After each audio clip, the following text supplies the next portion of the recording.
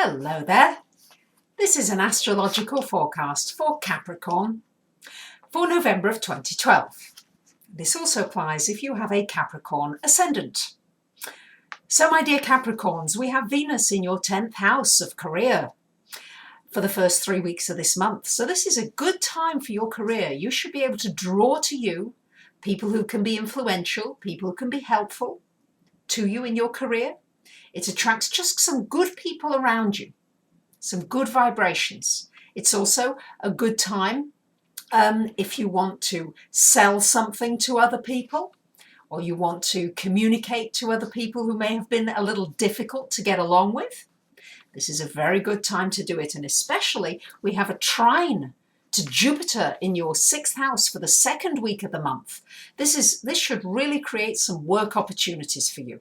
So if you've been really looking for new work or a new job or something to break that's been difficult, that 2nd week of the month is very favourable for you with that trine from Venus to Jupiter. Now we do have a Mercury retrograde for most of this month, from the 5th to the 25th of the month. Now Mercury retrograde affects communications, it affects technology, it affects mechanical things. And for you, it's actually in your 12th house. Capricorn. So for you, this is going to be a good time for doing research, for finishing up on things that you've been working on, but not a good time for going into something new, a big new project, a big new deal, an important new job.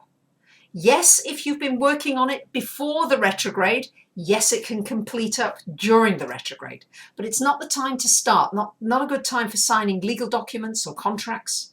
If you must sign something important, do make sure you get it checked over by several professionals, not just one. During the retrograde, people's thinking processes are a little bit in reverse, so they're not as sharp as they are when they're going direct.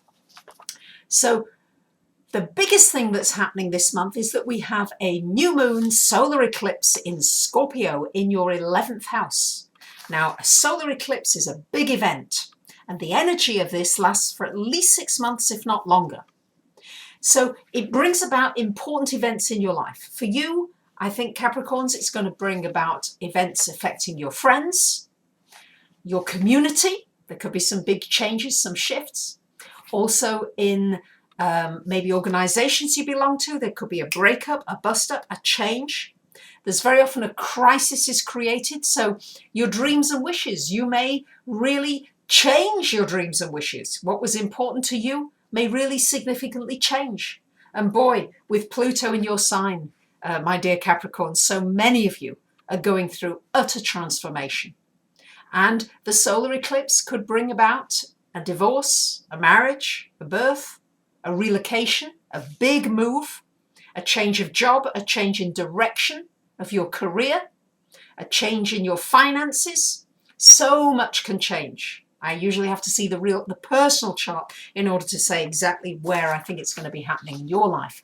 But for sure, it's going to be affecting you very deeply, and particularly as far as your relationships and the people in your life are concerned. There's going to be some big changes there. And remember, the solar eclipse is about new beginnings. It's an opportunity to get rid of the old and to bring in some new and better kinds of relationships into your life. Towards the end of the month, we've got Mars joining Pluto in your 1st house. So there's a possibility you might get into some fights, some disagreements with people, especially if they're trying to control you. But it's also equally going to give you a lot of energy to get more done, to do things. You might have been feeling quite drained of energy, and suddenly Mars moves into your 1st house and it's like, yes, I've got a lot more energy now, and you'll be able to do a lot more things. But ideally, I'd suggest, Capricorns, that you do things more on your own, or at least autonomously, not having to answer to somebody else, because that Mars doesn't like having to be answerable to somebody else. So I wish you a great month, and I thank you for listening and for passing on the videos, sharing them, tweeting them, liking them. And of course, for those of you that come for readings, I'm always delighted to hear from you. Thank you for listening. Bye for now.